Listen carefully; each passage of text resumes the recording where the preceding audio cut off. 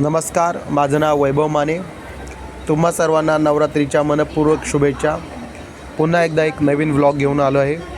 सध्या मी ठाणे या रेल्वे स्टेशनवरती आहे आणि इथून आपल्याला ठाण्याची दुर्गेश्वरी म्हणजे दिघे साहेबांची दुर्गेश्वरी या नवरात्री मंडळाला भेट द्यायची आहे.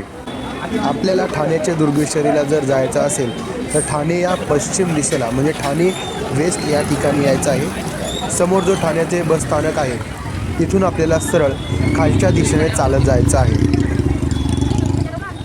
तुम्ही या ठिकाणाहून रिक्षाने किंवा बसने देखील जाऊ शकता. पायी चालत जाण्यासाठी तुम्हाला 10 मिनिटं लागतात. ठाण्याची दुर्गेश्वरी ही ठाण्यामध्ये सर्वत्र प्रसिद्ध आहे. तुम्ही आजूबाजूला कोणालाही विचारलं तर ते लगेच तुम्हाला इकडचा पत्ता सांगतात. त्यामुळे तुम्हाला त्या ठिकाणी जायला एकदम सोपे पडते.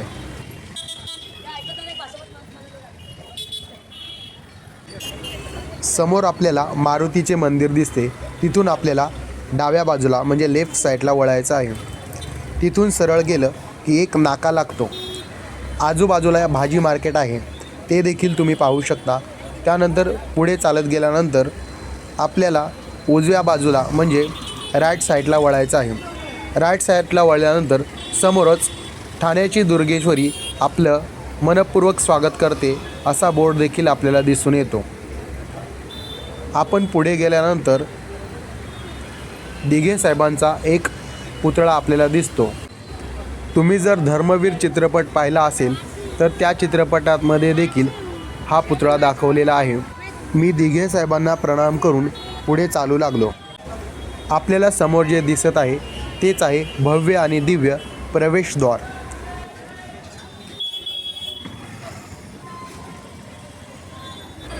अतिशय भव्य आणि सुंदर महादेवाची मूर्ती प्रवेशद्वारावरती आपण पाहू शकता.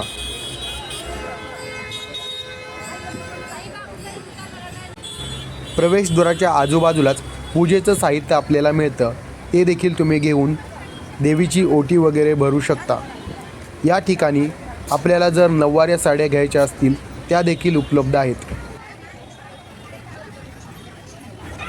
मी मंडपात प्रवेश केला. समोरच मला आनंद दिघे साहेबांचा पुतळा दिसला. या ठिकाणी आपण आजूबाजूला निरीक्षण केलं तर त्या ठिकाणी बद्रीनाथ तसेच इतर महादेवाची चित्र देखील लावलेली आपल्याला दिसतात. देवी मातेचं दर्शन घेण्यासाठी भाविकाची भली मोठी रांग लागली होती. तरी देखील मी मनसोक्त देवीचं दर्शन घेतलं.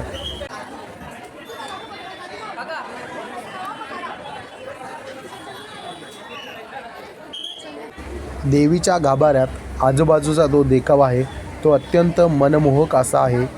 तो देखील तुम्ही पाहू शकता. या ठिकाणी आल्यानंतर आपले मन नक्कीच प्रसन्न होते.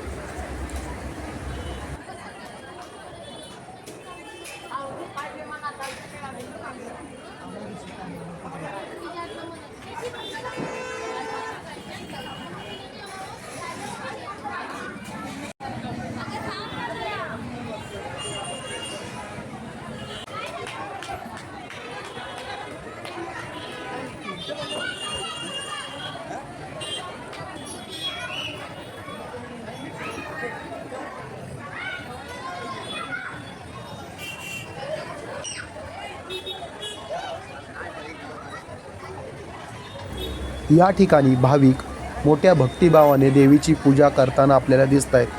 खूप लांबहून या ठिकाणी देवीचं दर्शन घेण्यासाठी लोक येतात.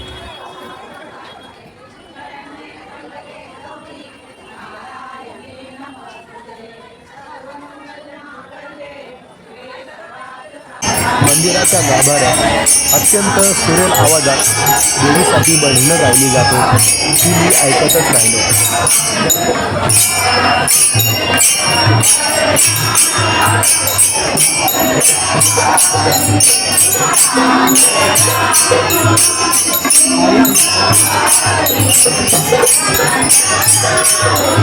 मंदिरात मला अजून आवडलेलं दृश्य म्हणजे गोंधळी बुवा.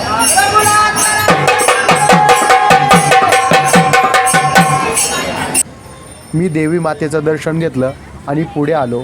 या ठिकाणी बऱ्याच वस्तू विक्रीसाठी ठेवल्या होत्या. समोर तुम्ही पाहू शकता प्रत्येकाच्या नावाचं लाकडी स्वरूपातलं किचन या ठिकाणी आहे. तसेच या ठिकाणी वेगवेगळ्या प्रकारची किचन आपल्याला दिसत आहेत. त्या ठिकाणी छत्रपती शिवाजी महाराज यांचं देखील किचन आपण पाहू शकता.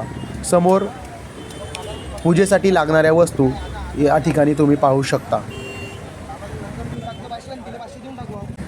तसेच या ठिकाणी लहान मुलांसाठी खेळणी देखील आहेत, ते देखील तुम्ही पाहू शकता.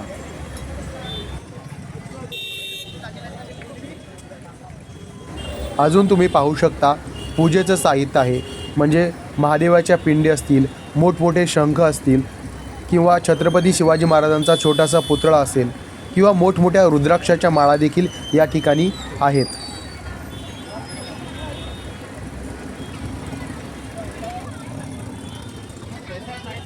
गरब्यासाठी लागणारा खास ड्रेस देखील या ठिकाणी उपलब्ध आहे. जसं आपण जत्रेत फिरायला येतो तसंच या ठिकाणी वातावरण आहे. तुम्ही समोर पाहू शकतात की या ठिकाणी पितळेचे कडे देखील ठेवलेले आहेत किंवा गळ्यात घालण्यासाठी माळा आहेत, त्या देखील तुम्ही पाहू शकता. नंतर बोटात घालण्यासाठी अंगठ्या देखील या ठिकाणी तुम्ही पाहू शकता. अजून पुढे गेल्यानंतर मी पाहिलं की खाण्यासाठी वेगवेगळे पदार्थ या ठिकाणी ठेवले आहेत. जत्रेत आपल्याला जसा आनंद मिळतो तसाच आनंद या ठिकाणी आपल्याला मिळत राहतो. आपण आजूबाजूला जे काय दिसतंय ते पाहत राहतो. आता या ठिकाणी मला खेळणी दिसत आहेत. खूप छान छान खेळणी आहेत. या ठिकाणी समोर लहान मुलांचे मोबाईल दिसत आहेत, खूप मस्त आहेत ते. त्यानंतर मी पुढे चालत गेल्यानंतर एक पाहिलं की अत्यंत सुंदर असे शोपीस समोर ठेवले होते. हे समोर दिसत आहेत ते सिंचनचे शोपीस आहेत किंवा फुटबॉल प्लेयरचे देखील शोपीस आपण पाहू शकता.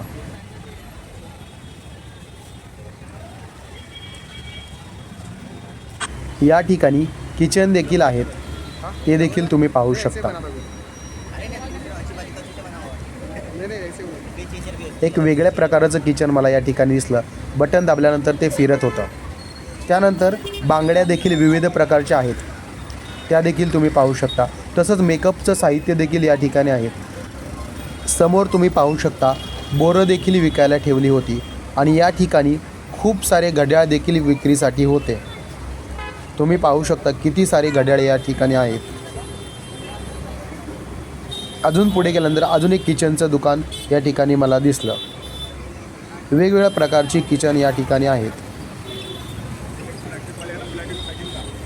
या ठिकाणी खूप सारे हातातले ब्रेसलेट वगैरे आहेत आणि खूप सारे कानातले देखील तुम्ही पाहू शकता.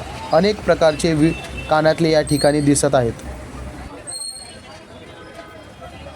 आपण पुढे गेल्यानंतर आपल्याला समोर जे दिसत आहेत ते हेअर बेल्ट आहेत. त्यानंतर सर्वात आवडलेली गोष्ट म्हणजे या ठिकाणी खूप सारे लोणच्याचे प्रकार होते. ते लोणचे देखील तुम्ही पाहू शकत होता. आंब्याचं लोणचं होतं, त्यानंतर मिरचीचं देखील लोणचं होतं.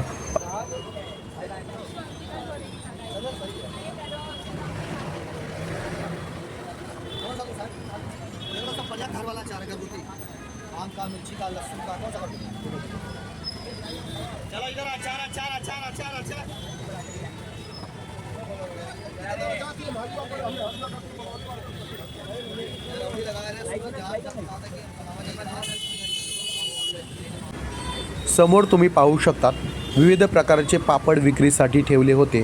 तसेच तळलेले पापड देखील या ठिकाणी चवीसाठी ठेवले होते.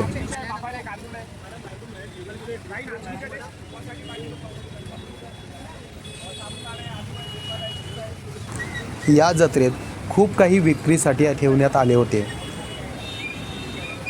तुम्ही जर पाहिलं चप्पल देखील तुम्ही या ठिकाणी खरेदी करू शकता.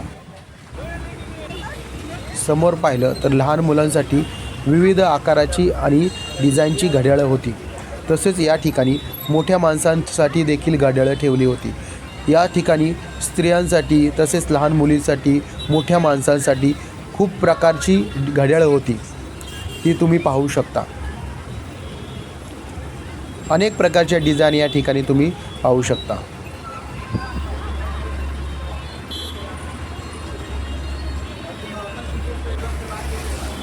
पुन्हा एकदा मला एक खेळण्याचं दुकान दिसलं.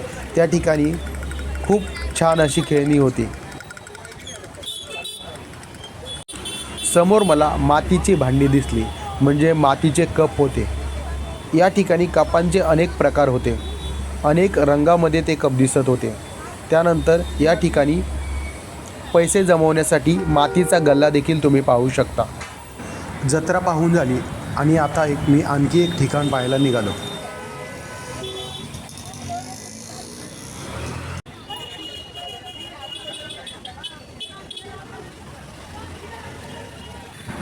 आपल्याला समोर जो दिसत आहे तो आहे आनंद आश्रम. चला आपण या ठिकाणाची भेट घेऊया.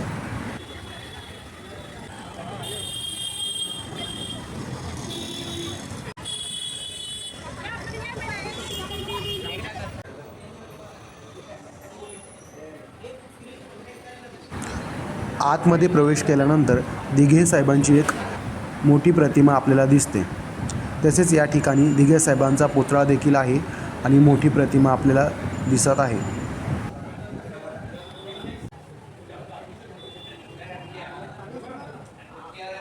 समोर जे आहे ते भित्तिचित्र देखील तुम्ही पाहू शकता.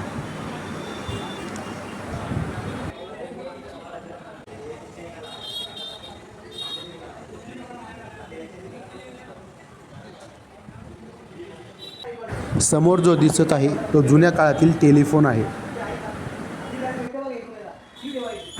आपण आतमध्ये पाहिलं तर दिघे साहेबांचा एक जुना फोटो देखील आपल्याला दिसतो. आपण समोर पाहिलं की सिंहावर बसलेली देवी माता आपल्याला दिसते आणि आपले मन प्रसन्न होते. हा व्लॉग तुम्हाला आवडला असल्यास प्लीज सबस्क्राईब करा, लाईक करा अँड शेअर करा. थँक्यू.